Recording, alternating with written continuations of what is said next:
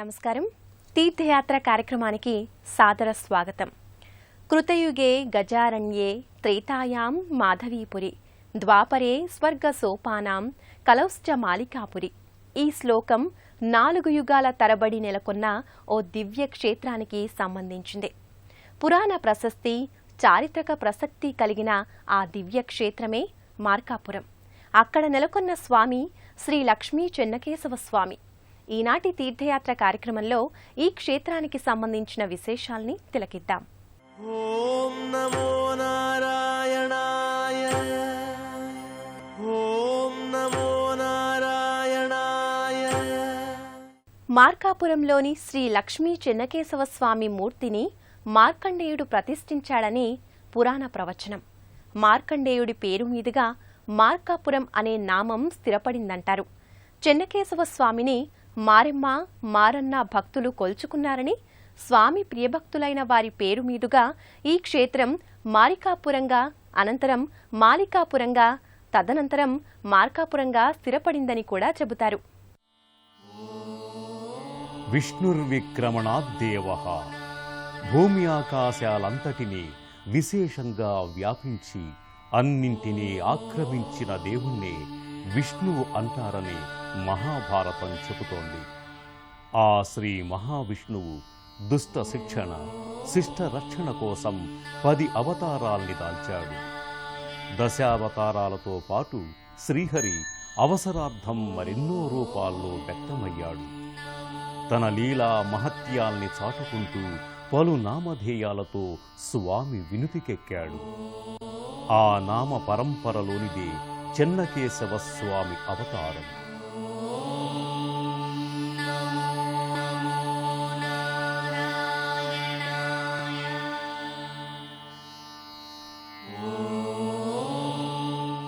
ఆ స్వామి శతాబ్దాల తరబడి పూజలందుకుంటోన్న దివ్య క్షేత్రం ప్రకాశం జిల్లాలోని మార్కాపురం.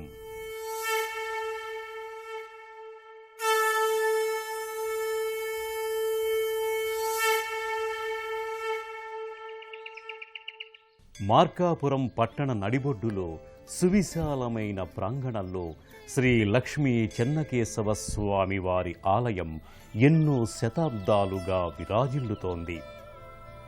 7 అంతస్తులలో మహాగంభీరంగా సమున్నతంగా గోచరించే రాజగోపురం ఈ ఆలయ వైభవ ప్రాభవాలకు ప్రత్యక్ష సాక్షిగా నిలుస్తుంది.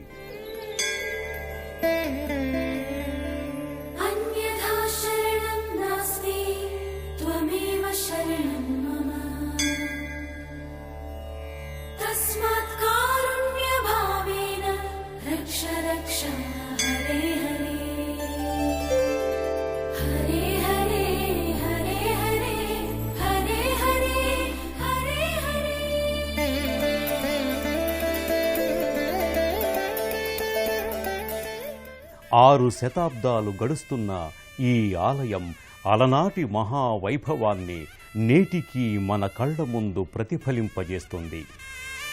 ప్రతి అంతస్తుపై పలు దేవతామూర్తులు, శిల్పాలు చూపరుల్ని ఆకట్టుకుంటాయి.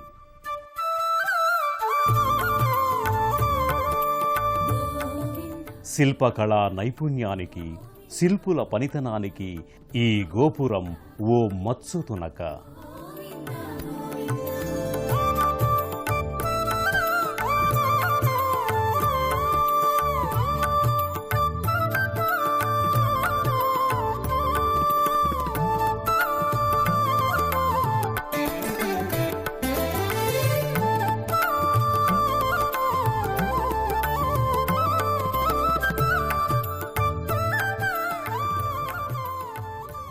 రాయల కాలం నాటి ఈ రాజగోపురం రమ్యాతి రమ్య శిల్పకళా యశస్సుకు నిలువుటద్దం.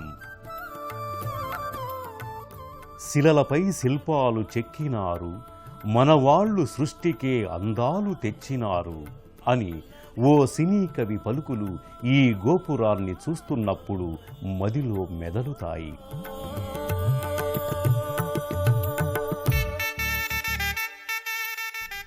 దశావతారాలు, సాగర మథనం, రాక్షసంహారం వంటి విష్ణు సంబంధిత పురాణ గాథల్ని శిల్పకళా మూర్తులుగా మలిచిన తీరు అద్భుతం, అమోఘం.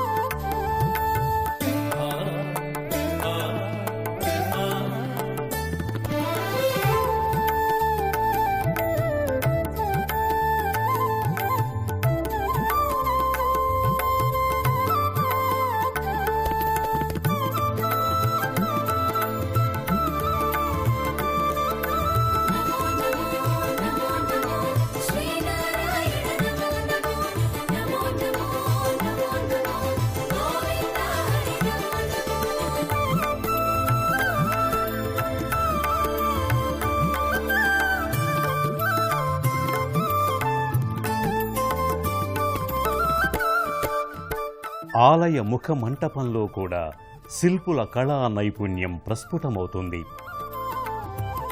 విభిన్నాకృతిలో ఉన్న రాతి స్తంభాలు భక్తుల్ని ముగ్ధుల్ని చేస్తాయి. స్తంభాలు ఆశాంతం శిల్పకళా సమన్వితంగా ఉంటాయి. శిల్పుల చేతిలో కరకునల్ల రాళ్ళు కూడా వెన్నముద్దల్లా కరిగిపోయాయి. వారి చేతిలోని ఉలికి దాసోహమన్నాయి.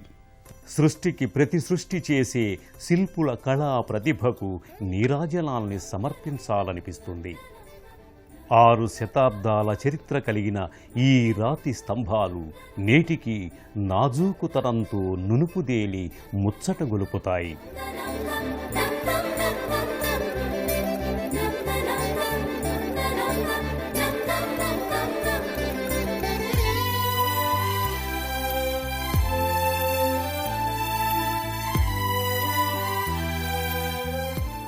ఇంతటి కళా నైపుణ్యాన్ని సృష్టించటం ఎలా సాధ్యమైందని మనకు అబ్బురమనిపించక మానదు. రాయలవారి కళా పోషణకు, అలనాటి శిల్పుల కళా పాఠవానికి మనం జోహార్లు అర్పించాల్సిందే. షోడశ సంభాకృతులతో తీర్చిదిద్దిన ఈ ముఖమంటపం ఓ మహత్తర కళా వాటికగా భాసిస్తుంది.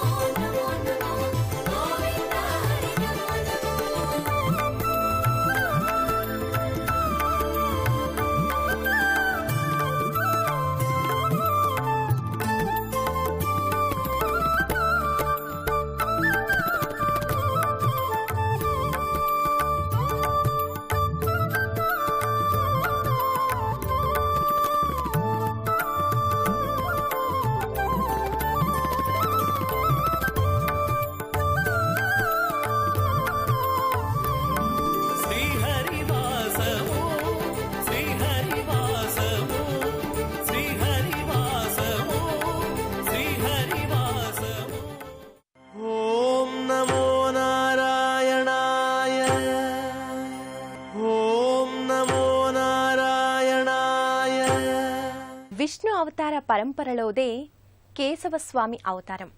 శ్రీహరి కేశవుడుగా మారటానికి, ఆ నామం స్థిరపడడానికి ఓ పురాణ గాథను నేపథ్యంగా చెబుతారు.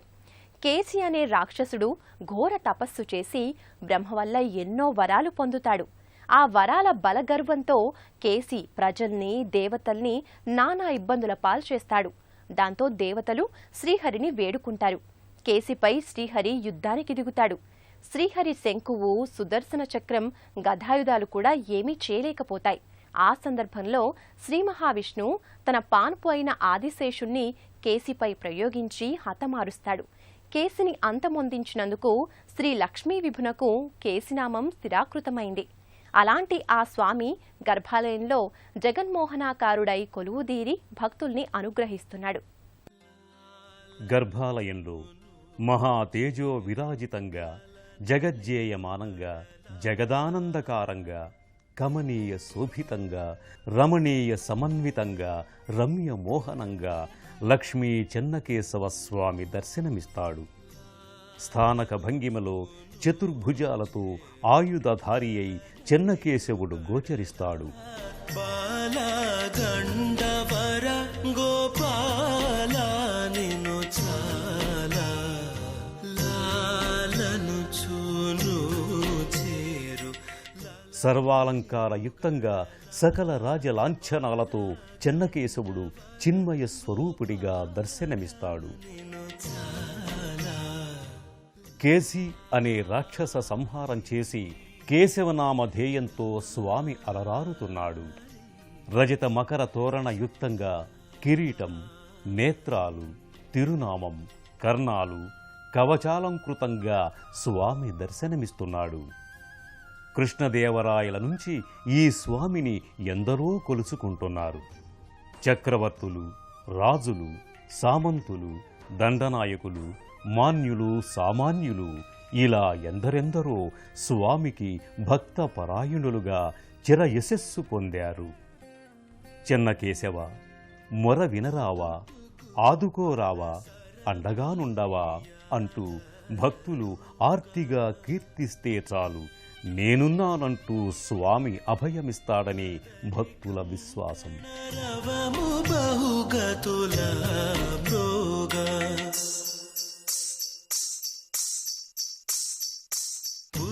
స్వామివారి పాదపీఠం దగ్గర గరుత్మంతుని రూపం ఉంటుంది. ఖగపతిపై సదా నెలకొన్న స్వామి విగ్రహం బహు అరుదు. అలాంటి విగ్రహాన్ని కళ్ళారా దర్శించుకుంటే చాలు పునర్జన్మ ఉండదని భక్తుల నమ్మకం. చెన్నకేశవుడు అలంకార ప్రియుడు. ఆ మాటకొస్తే ఆ అలంకార ప్రియత్వం విష్ణువు నుంచే ఉన్నది. భోగమూర్తిగా స్వామిని నిత్యం పుష్ప సుగంధ తులసీ మాలికలతో అలంకరిస్తారు. అందుకే చెన్నకేశవుడు పుష్పహాసుడయ్యాడు. ముదురు చెమటల నళికములు తొప్పదోగా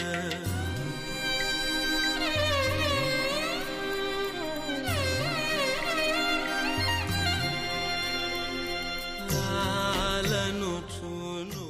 మార్కండేయ స్వామి ప్రతిష్ఠించిన ఈ విగ్రహం భక్తజన మనోహ్లాద భరితంగా మురిపిస్తుంది, మైమరపిస్తుంది. నిన్ను చాలా లాలి లాలి జోలాలి.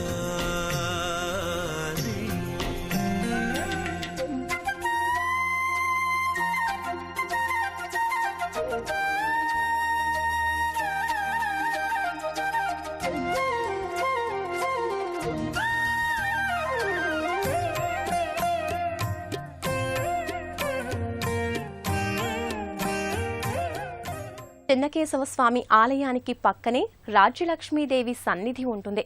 సకల కళలతో విరాజిల్లే రాజ్యలక్ష్మీదేవిని భక్తులు దర్శించుకుని అమ్మవారి అనుగ్రహానికి పాత్రులవుతారు. సన్నిధి ఉంటుంది. ఈ ఆలయ ప్రవేశ మార్గంపై ఆంజనేయుని పలు రూపా విశేషాలు భక్తులకు గోచరమవుతాయి. గర్భాలయంలో మారుతి ముకుళిత హస్తాలతో దాసాంజనేయునిగా, అభయాంజనేయుడిగా భక్తులకు దర్శనమిస్తాడు.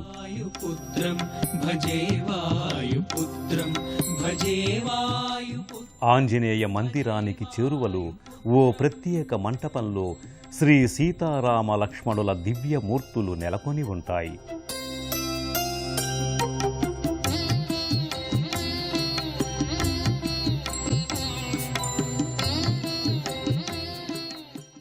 ఓం నమో నారాయణాయ. ఓం నమో నారాయణాయ. మార్కాపురం చెన్నకేశవ స్వామి ఆలయానికి మరో విశిష్టత ఉంది. ప్రతి సంవత్సరం ఉత్తరాయణ పుణ్యకాలంలో సూర్యకిరణాలు స్వామివారి పాదాలపై పడి క్రమంగా శిరస్సు వరకు ఊర్ధ్వంగా పయనిస్తాయి. ఇదొక దివ్యాద్భుతమైన సన్నివేశం. అలనాటి దేవాలయ వాస్తు ప్రతిభకు నిదర్శనం. అలాంటి చెన్నకేశవ స్వామి ఆలయాన్ని నిత్యం ఎందరో భక్తులు దర్శించుకుంటారు. స్వామిని ఆరాధ్య దైవంగా కొలుచుకుంటారు. మార్కాపురం లక్ష్మీ చెన్నకేశవ స్వామికి ప్రతి సంవత్సరం చైత్రశుద్ధ పౌర్ణమి నుంచి అమావాస్య వరకు 15 రోజుల పాటు బ్రహ్మోత్సవాలు కొనసాగుతాయి. ఈ ఉత్సవాలలో కళ్యాణోత్సవం ప్రధాన వేడుక.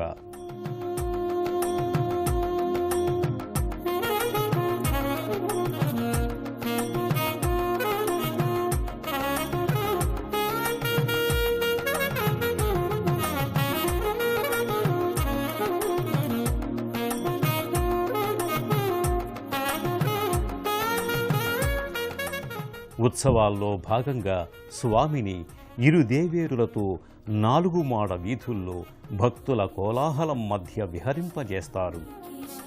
వైష్ణవ సంబంధిత పర్వదినాలన్నీ ఇక్కడ అతి వైభవంగా నిర్వహిస్తారు.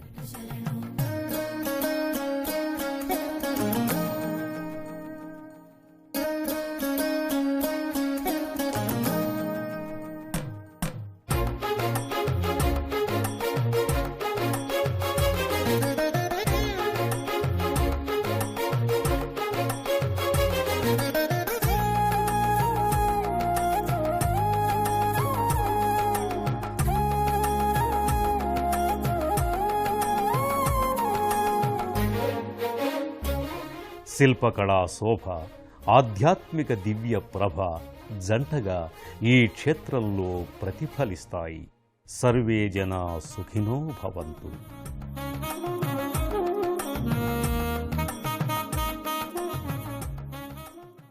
సర్వం విష్ణుమయం జగత్. విశ్వమంతా విష్ణుమయం అనేది పురాణోక్తి. అన్ని ప్రాణులు తానే అయి అన్నింటా తాను వసిస్తూ సకల జీవులకు స్వామి చైతన్య ప్రదాత అయ్యాడు. ఆ విష్ణు స్వరూపమే చెన్నకేశవుడు. ధనుజ సంహారం కోసం ఈ మూర్తిమత్వంతో ప్రకటితమయ్యాడు. కేశవుణ్ణి ఆశ్రయించి ఆరాధించడం ద్వారా మనలో ఉండే దుర్లక్షణ దుర్జన స్వభావాలు అంతమై సర్వ సుఖశాంతులు కలుగుతాయని పురాణోక్తి. మరో తీర్థయాత్ర కార్యక్రమంలో మరో క్షేత్ర సందర్శనంతో కలుసుకుందాం. నమస్కారం.